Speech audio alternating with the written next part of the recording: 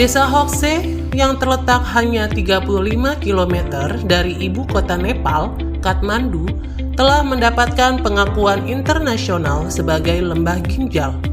Diketahui bahwa di desa ini, hampir setiap keluarga memiliki satu atau lebih anggota keluarga yang menjual ginjal mereka secara sukarela atau dipaksa.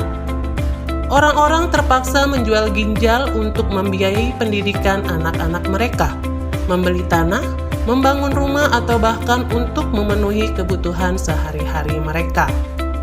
Para calo yang beroperasi di desa ini bahkan mengklaim bahwa jika satu ginjal dijual, ginjal yang lain secara ajaib akan tumbuh kembali.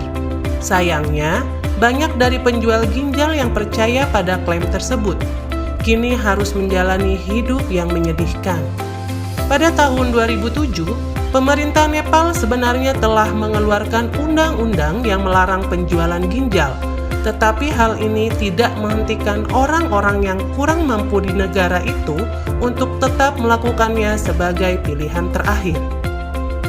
Pada tahun 1990, untuk pertama kalinya seorang makelar mendekati seorang pria dari desa Hokse dan menawarinya Rp10.000 untuk mendonorkan ginjalnya, yang menandai awal mula terjadinya transaksi jual beli ginjal.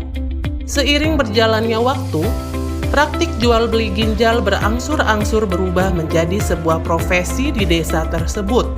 Dan sekarang, masalah ini tidak hanya terjadi di desa Hokse. Banyak daerah kurang mampu di Nepal yang mengalami peningkatan penjualan ginjal yang mengkhawatirkan. Contoh lainnya adalah distrik Kavre di Nepal yang dikenal sebagai pusat transaksi ginjal yang paling menonjol, yang sering disebut sebagai bank ginjal. Terutama setelah pandemi COVID-19 dan terjadinya gempa bumi, di sini berbagai pihak termasuk kerabat, tetangga, pegawai pemerintah, dan dokter entah bagaimana terkait dengan fenomena yang menyedihkan ini. Meskipun tingkat transplantasi ginjal global tahunan sekitar 150.000, diperkirakan 2,5 juta pasien masih tidak dapat menerima ginjal, dan jumlah ini diproyeksikan meningkat menjadi 5,4 juta pada tahun 2030.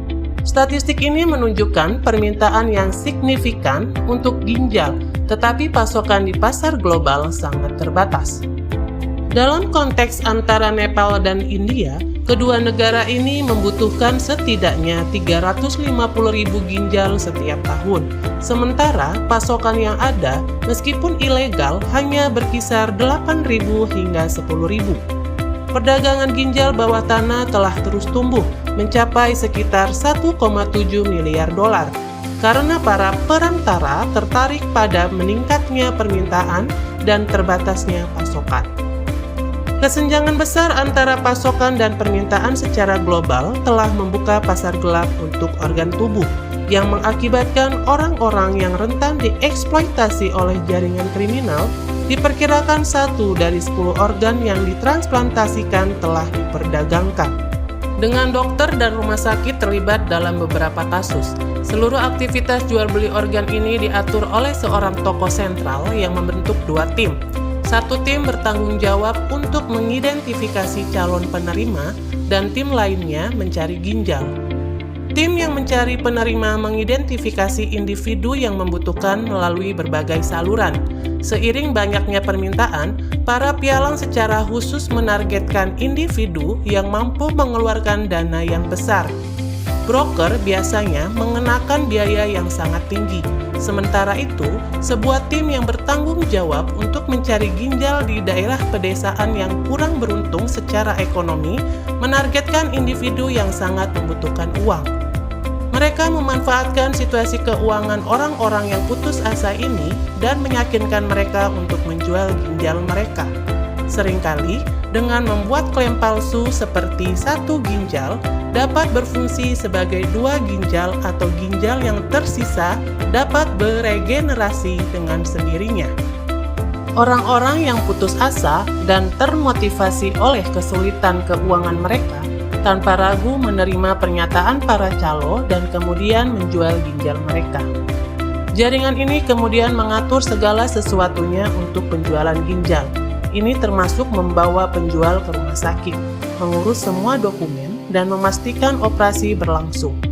Adanya perbatasan yang terbuka antara Nepal dan India membuat jaringan ini semakin berkembang. Orang-orang yang dapat melakukan perjalanan antara kedua negara ini tanpa memerlukan visa, hal ini memudahkan jaringan ini untuk membawa penjual ginjal dari Nepal ke rumah sakit di India, di mana lebih banyak orang yang membutuhkan ginjal. Permintaan akan ginjal di India sangat tinggi, dan jaringan ini memanfaatkan hal ini untuk mendapatkan keuntungan. Mereka membuat dokumen palsu agar terlihat seolah-olah penjual ginjal memiliki hubungan keluarga dengan orang yang membutuhkan ginjal. Di Nepal, sebuah negara di mana kerja keras sepanjang hari tidak cukup untuk memenuhi kebutuhan hidup, orang-orang yang sangat membutuhkan uang dengan mudah terpikat oleh janji sejumlah besar uang. Dalam beberapa kasus, terdapat orang-orang yang pada awalnya menolak untuk mendonorkan ginjalnya, namun dipaksa secara paksa oleh calo ginjal. Para calo ini bahkan memberikan suntikan yang membuat orang tidak sadarkan diri selama beberapa jam sebelum mengambil ginjalnya. Dokter adalah pihak yang bertanggung jawab untuk mengambil ginjal dari donor. Banyak dokter yang melakukan prosedur ini di rumah atau klinik mereka. Sementara beberapa rumah sakit menerima dokumen yang diberikan pasien tanpa melakukan verifikasi secara menyeluruh. Baik dokter maupun rumah sakit yang terlibat dalam proses ini menerima sejumlah besar uang. Sayangnya, selama proses pengambilan ginjal, dokter seringkali tidak mematuhi protokol medis yang tepat, sehingga menimbulkan konsekuensi yang merugikan bagi pendonor. Setiap operasi memiliki resiko, seperti infeksi atau reaksi terhadap anestesi.